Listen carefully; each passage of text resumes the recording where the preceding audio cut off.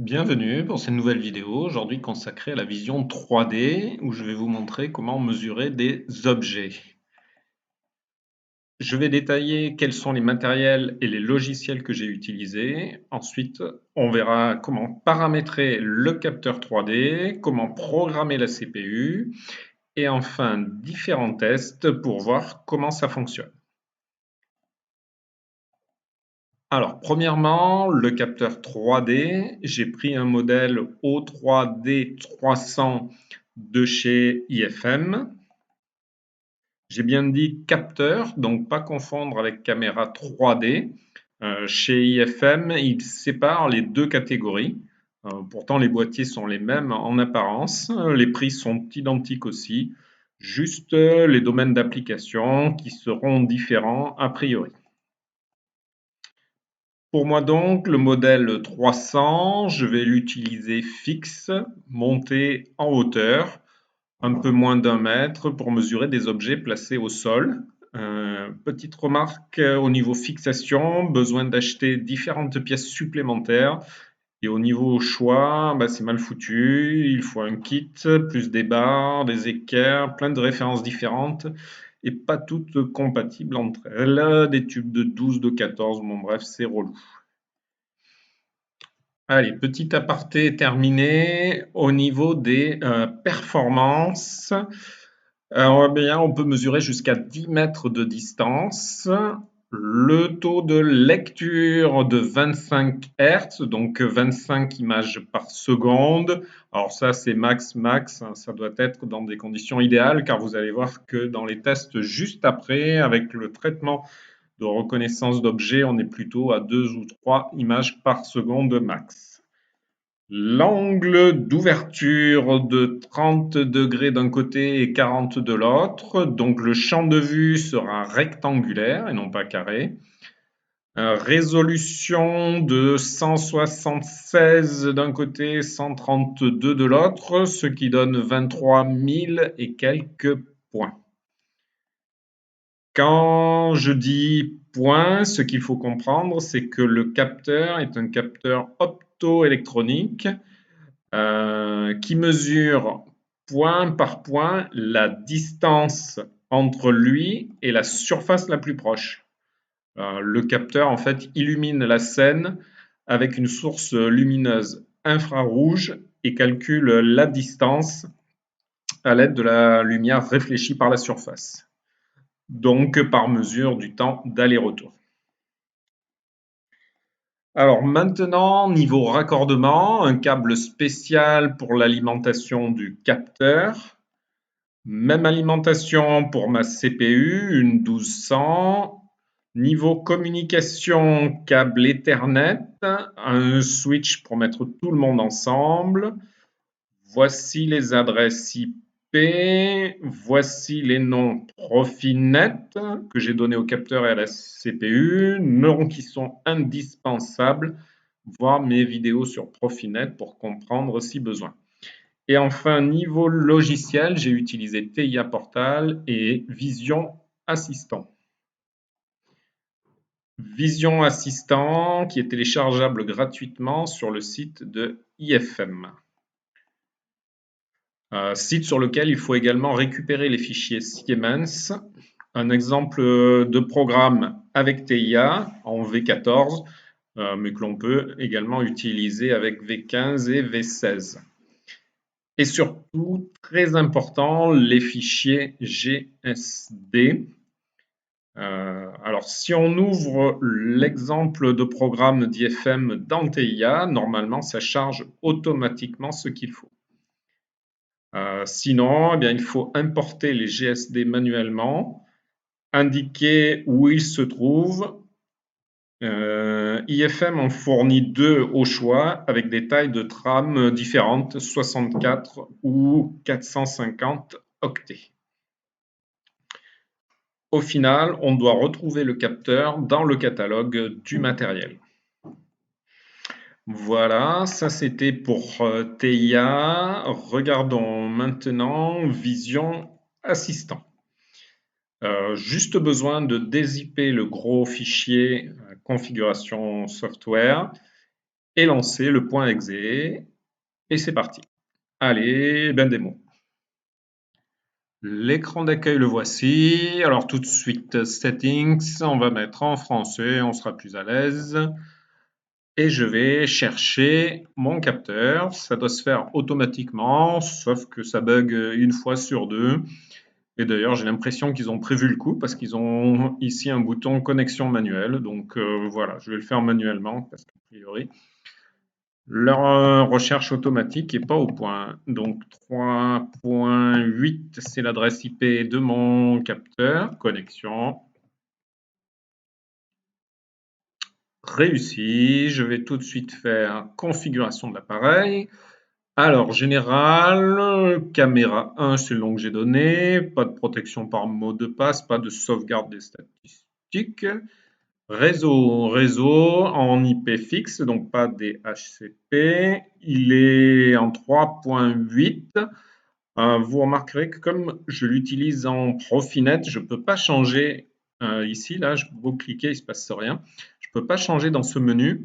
Vous devez le faire dans TIA Portal avec l'accès en ligne si vous avez choisi la connexion Profinet. Profinet, bah, c'est juste justement, erreur, ça aussi, ça se produit de temps en temps, je ne sais pas pourquoi. Erreur, bon, ça ne change rien au truc, mais bon, voilà, ça apparaît de temps en temps. Alors, bus de terrain actif Profinet, j'aurais rien pu choisir, ou Ethernet IP, moi c'est bien Profinet que je choisis.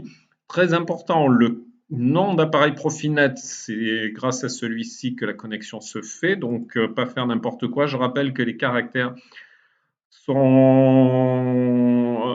les caractères spéciaux ne sont pas utilisables, il n'y a que le tiret que l'on peut choisir et les chiffres.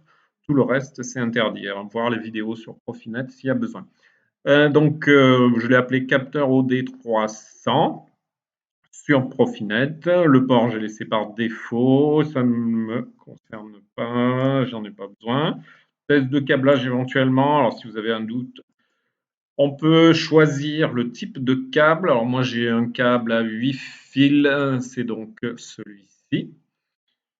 Et donc on voit eh bien les entrées-sorties, la lime, bien sûr, donc à lime, alors c'est pas standard hein, ce truc-là, le plus 24 volts sur le fil blanc et le GND sur le vert. Mais bon, c'est bien ça qu'il faut faire avec ce type de câble-là, qui est le mien. Ok, qu'est-ce que j'ai d'autre? NTP, on n'en a pas besoin, on s'en fout. RSTP, c'est le flux vidéo, on n'en a pas besoin, on s'en fout. Et je vais aller tout de suite sur mon application. L'application, alors, j'en ai créé une, j'ai pris un petit peu d'avance, que j'ai appelée Mesure 3D, c'est moi qui ai choisi. Elle sera en numéro 1. Le numéro est important parce qu'ensuite, on pourrait basculer d'application en application à distance. Donc, on pourrait mémoriser dans le capteur plusieurs types d'applications et les choisir après coup. On peut les choisir soit dans l'automate, soit à partir d'entrées physiques grâce à ce menu. Donc moi, j'en ai qu'une pour l'instant, je n'ai pas besoin de choisir. Faisons simple. L'application, c'est une application de mesure de dimension et je vais éditer cette application. Voilà, on nous donne des conseils. On nous dit qu'est-ce qui va déclencher la capture d'image. Dans mon cas, eh bien, c'est l'automate. Donc, je vais choisir interface Profinet. J'aurais pu choisir sinon en continu ou sur front. Bon, moi, c'est l'automate qui va décider. Alors ensuite, plan de référence, donc c'est là où on va faire la mesure. J'ai enlevé tous les objets, donc c'est plat. Je fais un apprentissage du plan de référence. Voilà, c'est OK. Ensuite, est-ce que je veux faire un fonctionnement avec sens de déplacement? Non. Moi, je vais avoir l'objet fixe. Par contre, important, l'indication qui se trouve ici, c'est quand on est avec objet fixe, la valeur qui est redonnée comme étant la longueur, c'est la dimension la plus grande. Donc longueur plus grand et largeur, ce sera la moins grande. Et hauteur, bah, c'est dans l'autre axe, ça n'a rien à voir. Donc. OK, longueur, largeur, on sait. Ensuite, sortie, je vais utiliser Ethernet plus des sorties tout ou rien. Elles ne sont pas câblées, mais au moins je vais profiter des LED orange sur le capteur. Ça sera bien utile lorsque je vais le mettre en fonctionnement. Interface process, donc tout ce que je vais transmettre sur Ethernet donc vers mon automate, bon, je vais tout sélectionner. On va avoir le maximum d'informations si l'objet est trouvé, longueur, largeur, coordonnées. Et ensuite, au niveau de la trame d'émission, les caractères, je vais laisser par défaut le start, le stop et le point-virgule pour séparer les éléments. Ensuite, out 1, donc la sortie qui correspond à une des LED orange. Je vais sélectionner objet trouvé. Et la sortie 2, bah, si l'objet a une taille supérieure à 1 cm, par exemple. Voilà. Ensuite, ben, qu'est-ce que je vais faire? Je transfère la configuration. Out 1, je relance et je vais mettre un objet pour voir ce qui se passe. Et ben voilà, l'objet est trouvé et ses dimensions sont celles-ci. Et ben on va vérifier, voir un petit peu si c'est juste ou pas. Allez, c'est parti. J'enregistre quand même avant de faire le test. Ah non, pardon, attendez. Avant, je voulais vous montrer. La trame, c'est ce qui sera envoyé sur Internet. Donc, dans cet ordre-là, start, il n'y a pas de T, mais c'est start. Ensuite, l'objet trouvé, les dimensions, donc dans cet ordre ici. L'angle, la qualité. On le retrouvera dans l'automate, ce truc-là. Voilà, c'est ce que je voulais vous montrer. On va mesurer l'objet pour voir si les dimensions correspondent. Voici donc le capteur avec les LED orange là, qui indiquent que l'objet est trouvé. Voilà, je le remets. Et on va regarder ses dimensions. Alors, dimensions sur le côté 11,7, ensuite 11,5 à peu près. En hauteur 11 cm. Et je vais considérer que cette boîte, je l'appellerai la boîte bleue tout à l'heure. Je vais considérer d'autres boîtes pour voir. Et je vais prendre une de cette forme-là avec 31 et quelques centimètres. Et sur le côté, 8 et quelques centimètres et 8,7 centimètres. Encore une autre boîte. Une boîte jaune. La boîte jaune, on aura 21,7 environ. 14,7 et la hauteur 14,7 aussi. Alors, je reviens dans le logiciel IFM Vision, dans le menu surveillance, où on va bien, voir ce qui se passe au niveau de l'acquisition des images. Alors, pour l'instant, fail, ça signifie que l'objet n'a pas été trouvé. Je suis bien sur une application mesure 3D définie précédemment. Fail, donc je le disais, l'objet n'est pas trouvé. On fait des acquisitions en permanence, mais comme on ne trouve pas d'objet, ça reste rouge. Je peux remettre à zéro ces statistiques. Le temps d'évaluation, c'est le temps que met le capteur à déterminer et à faire les calculs. Voilà. Au niveau de l'affichage, je peux le retrouver sur différents plans. Je vais me mettre, par exemple, comme ça. On voit la caméra en vert au-dessus. Je peux zoomer. Le champ de vision, pour l'instant, pas d'objet. Je peux mettre à l'échelle les couleurs. C'est automatique. Et je vais commencer par mettre un premier objet.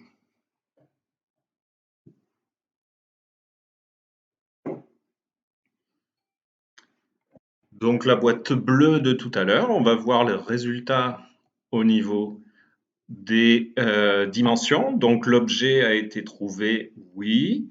On peut le voir d'ailleurs puisque au niveau de la LED, c'est passé en orange sur les sorties out. Voilà.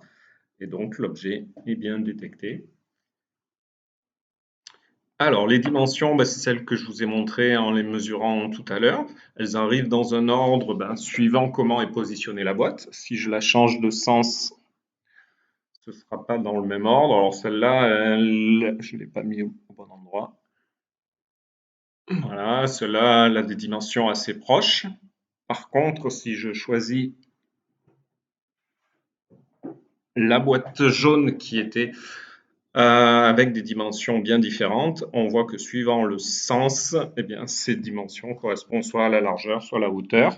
Je peux changer. Je mets à 0 les statistiques pour voir ce qui se passe. Fail, ça veut dire que je suis en face. Voilà. Donc là, on retrouve dans un ordre différent les dimensions, les indices de qualité suivant les axes et la position de l'objet par rapport au centre. Alors l'origine, elle est définie. L'origine, elle est définie, voilà, par la petite croix blanche.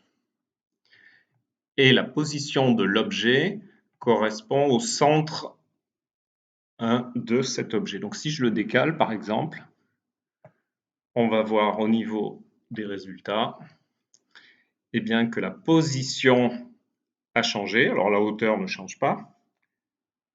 Mais par contre, si je décale, on voit que ça se décale sur les axes X et Y. Y. Voilà. L'angle, c'est l'angle toujours pareil par rapport aux axes. Donc on voit 1 degré, c'est aligné sur l'axe X.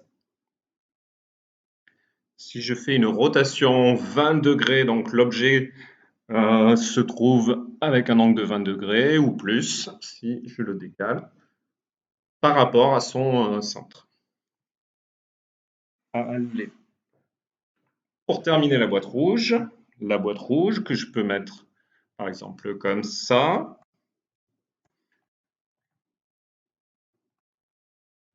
Voilà.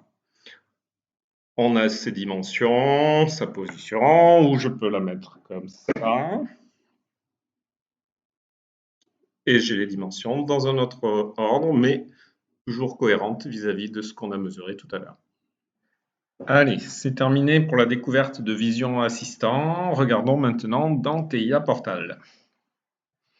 Alors, vue générale du projet, ma CPU, une 1212 classique, le capteur implanté à côté. On a pu le faire bien sûr grâce au fichier GSD, je vous l'ai montré tout à l'heure.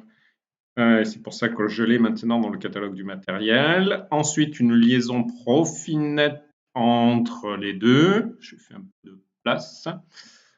Et cette liaison Profinet, eh bien, va automatiquement, lors de sa création, générer les adresses. Le modèle de GSD utilisé ici, c'est un 450 octets. Donc, automatiquement, les adresses IW68 à IW517 ont été dédiées à la communication Profinet au niveau de l'automate. J'en reparlerai tout à l'heure. Quoi d'autre? Eh bien, ensuite, au niveau des adresses IP, alors les adresses IP, 3.1 pour la CPU, 3.8 pour le capteur. J'ai saisi ces adresses parce qu'elles sont en dur au niveau du matériel. Au niveau du matériel, il faut l'avoir bien sûr défini. Je regarde avec un accès en ligne et je vois bien sûr que ma CPU c'est 3.1. Le nom Profinet CPU1 qui n'a rien à voir avec le nom dans le projet. Il s'appelle PLC1 dans le projet. J'ai fait exprès de faire différent pour pas qu'on s'embrouille. Donc CPU1, je l'ai appelé. Le capteur, je l'ai appelé capteur OD300 avec l'adresse 3.8. Bien sûr, ça se change si on a envie au niveau des fonctions. Affecter l'adresse IP, je peux le changer ici. Je ne peux pas le faire d'ailleurs dans IFM Assistant parce que la liaison est maintenant Profinet. Et donc, je peux le faire qu'à partir d'ici, comme pour le nom d'appareil, je peux le faire ici. Donc, je reporte dans mon projet ces noms, ces adresses. Et du coup, ensuite, je suis prêt à fonctionner. Pour fonctionner, eh bien, je vais me servir de deux blocs fournis par IFM, le bloc trigger et le bloc dimensionnement. Je vous montre comment les utiliser. Le premier trigger, on va faire un peu de place. Trigger, c'est celui qui va lancer la capture d'image. Eh bien, on lui définit quel est le matériel concerné, hardware ID. Le hardware ID, on le connaît au niveau du capteur, j'y retourne. Capteur, capteur, et on retrouve hardware ID 270 pour ce matériel-là. C'est donc normal de le reporter au niveau du bloc. L'exécution de trigger, j'ai choisi une clock de 1 seconde. Vous l'avez peut-être remarqué tout à l'heure, hein, c'était cadencé à 1 seconde par l'automate. On ne le savait pas encore, mais ça se faisait en arrière-plan. Le nom de l'application au niveau du capteur. Alors, je vais remettre peut-être l'IFM assistant. Voilà. On voit bien que eh bien, ma mesure en 3D a été définie, comme je vous l'ai montré tout à l'heure, mais en numéro 1. C'est ça qui est important, c'est ce numéro 1-là qui correspond au nom de l'application dans TIA Portal. C'est ce 1 ici. Un timeout, bon bref, le reste, on s'en fout. Ça, c'est juste pour lancer l'exécution. Ensuite, le deuxième bloc intéressant, c'est le bloc de dimensionnement. Donc, pareil, on donne le matériel concerné et ensuite, automatiquement, il va nous fournir les valeurs comme dans le IFM assistant. C'est parti, je me mets en ligne. Les petites lunettes, voilà, je me mets en ligne. Alors, pour l'instant, qu'est-ce qu'on nous dit? Que objet trouvé false.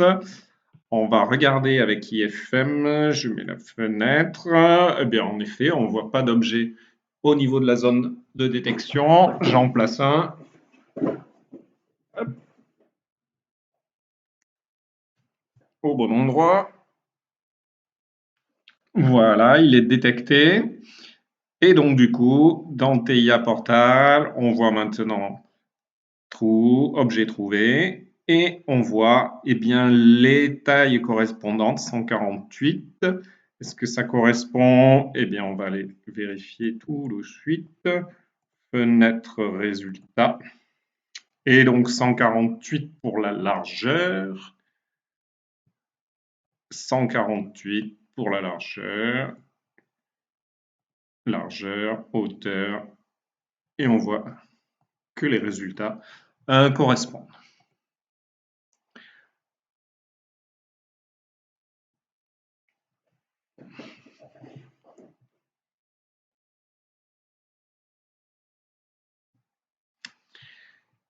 Alors, une autre façon de voir ces résultats, ça aurait été de regarder au niveau des adresses définies dans la liaison Profinet.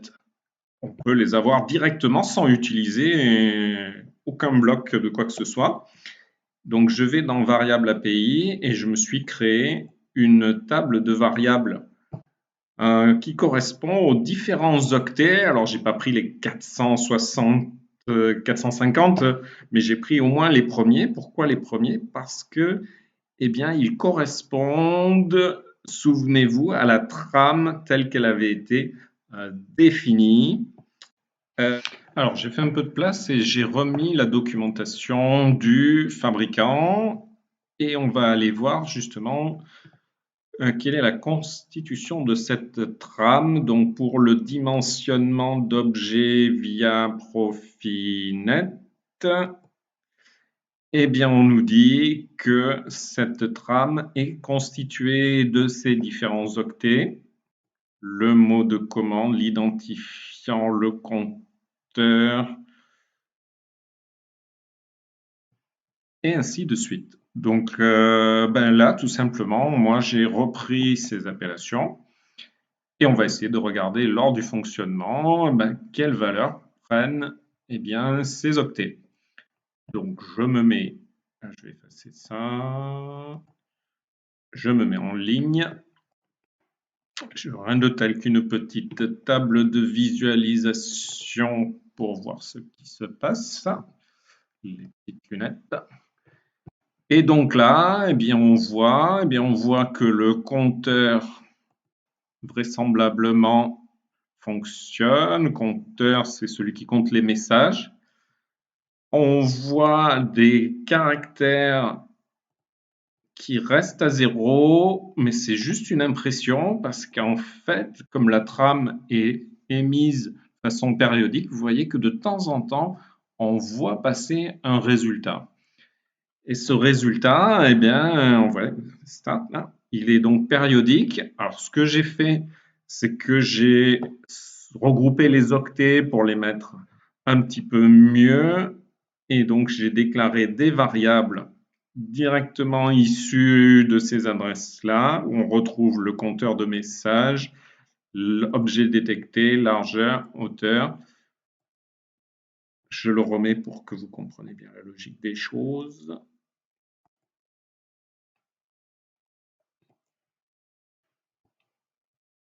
Les largeurs et hauteurs sont transmises sur des entiers 16 bits, donc c'est pour ça que j'ai déclaré un int.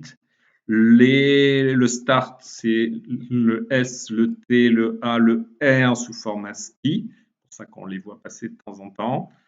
Et les autres, on les voit. Alors vous allez me dire, du coup, c'est pas facile à retrouver parce que ça arrive par intermittence. Regardons avec une trace, justement, pour voir ce qui se passe. Alors, trace.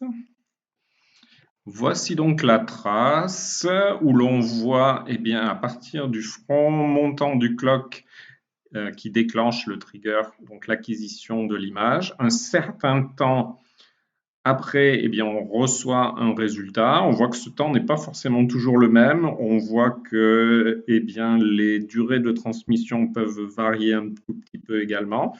Je vais fixer ça pour voir l'ordre de grandeur. Donc, on va regarder par rapport à ce front montant. Je mets un petit curseur. Hop. Là, on a reçu le résultat.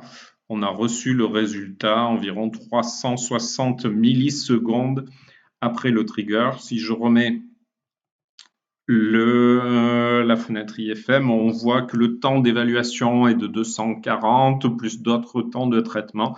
C'est normal qu'on ait cet écart-là. Ensuite, on a le résultat, la valeur qui est fournie. On vérifie bien que ça correspond. En l'occurrence, si je déplace le curseur, 158 pour la hauteur ou 147 environ pour la largeur. Ça correspond bien. La durée de la trame, je vais la faire en plus gros plan. Donc, on retrouve mon curseur. Donc ça correspond au temps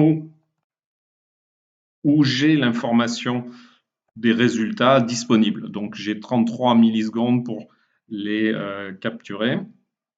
Voilà, donc si je voulais me passer des OB du fabricant IFM, là, il faudrait simplement que je me fasse une petite fonction qui, sur front montant d'objets détectés, capture les valeurs et on n'aurait pas besoin d'utiliser ce qui a été fourni là. Simplement l'adressage sur la liaison Profinet suffirait. Voilà, allez, je vous montre autre chose pour terminer. Je me suis fait une petite fonction ici qui va me permettre de détecter quel est le type de boîte en fonction des résultats que l'on reçoit. Je vous montre tout de suite. La fonction la voici, avec une sortie par couleur de boîte, vrai ou faux.